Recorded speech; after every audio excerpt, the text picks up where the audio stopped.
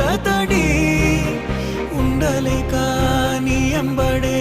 వస్తాంది గుండె సడి గురుదేవుడికా ఇంతటి శోకం వెలివేసినదా పాపపు లోకం మహారాజయ్యా మహారాజయ్యా